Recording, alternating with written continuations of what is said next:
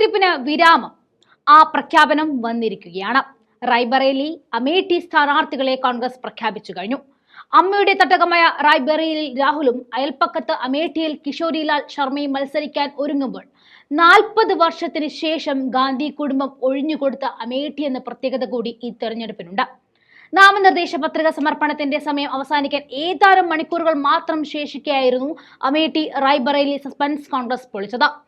2019 സമാനമായി രാഹുൽ ഇത്തവണയും 2 മണ്ഡലങ്ങളിൽ മത്സരിക്കാൻ പോവുകയാണ്. നിലവിൽ വയനാട്ടിലെ സിറ്റിംഗ് MP ആയ രാഹുൽ ഇത്തവണയും ഇവിടെ നിന്നും ജനവിധി തേടിയിരുന്നു.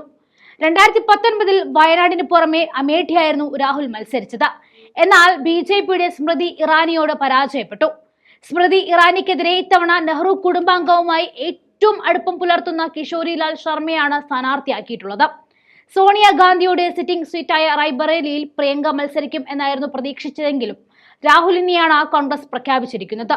മെയ് 20 പോളിംഗ് നടക്കുന്ന റായ്ബറേലിയിലും അമേഠിയിലും നാമനിർദ്ദേശ പത്രിക സമർപ്പിക്കേണ്ട സമയം ഇന്ന് 3 മണിയോടെ അവസാനിക്കാനിരിക്കെയാണ് കോൺഗ്രസിന്റെ സ്ഥാനാർത്ഥി പ്രഖ്യാപനം വന്നത്. അമേഠിയിൽ സ്ഥാനാർത്ഥിയെ തെരഞ്ഞെടുത്ത കിഷോരിലാൽ ശർമ്മ നെഹ്റു കുടുംബത്തിന്റെ വിശ്വസ്തനാണ്. അമേഠിയിൽ മുൻ പ്രധാനമന്ത്രി രാജീവ് ഗാന്ധിയുടെയും റായ്ബറേലിയിൽ സോണിയാഗാന്ധിയുടെയും പ്രതിനിധിയായി പ്രവർത്തിച്ചിട്ടുണ്ട് ഇദ്ദേഹം. ഉത്തർപ്രദേശ് രാഷ്ട്രീയത്തിന് പരിചയമില്ലാത്ത മുഖമാണ് കിഷോരിലാൽ ശർമ്മയെങ്കിലും രാഹുൽ ഗാന്ധിയും റോബർട്ട് വധേരയും മത്സരിക്കുമെന്ന് പറഞ്ഞു കേട്ട അമേഠിയിൽ സ്ഥാനാർത്ഥിയായി എത്തുന്ന കിഷോരിലാൽ ശർമ്മ മണ്ഡലവുമായി ഏറെ അടുത്ത ബന്ധമുള്ള വ്യക്തിയാണ്.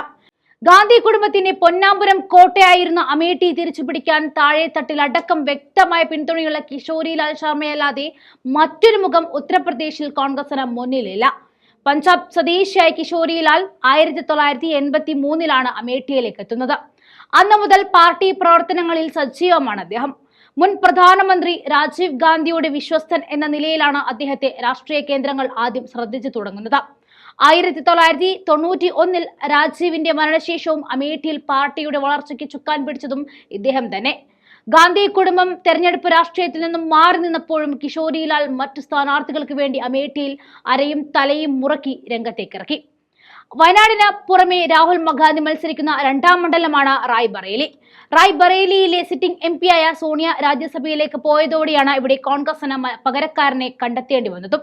2019 സോണിയോട് പരാജയപ്പെട്ട ദേശ് പ്രതാപ് സിംഗിനെ തന്നെയാണ് BJP റായ്ബറേലിയിൽ സ്ഥാനാർത്ഥിയാക്കിയിരിക്കുന്നതും. BJPക്കെതിരെ മത്സരിക്കാൻ രാഹുലിന് ധൈര്യമില്ല എന്ന് പറഞ്ഞു പരത്തിയതിന് പിന്നാലെ വന്നിരിക്കുന്ന ഈ പ്രഖ്യാപനം BJP കിട്ടിയ ഒരു കൊട്ട് തന്നെയാണ്. കാരണം അമ്മയ്ക്ക് പകരം മകൻ ഇറങ്ങുമ്പോൾ അമ്മയെ ഏറ്റെടുത്തതുപോലെ മകനെയും 2 കൈയും നീട്ടി റായ്ബറേലി സ്വീകരിക്കുമെന്ന് BJPക്ക് നല്ല പോലെ അറിയാം.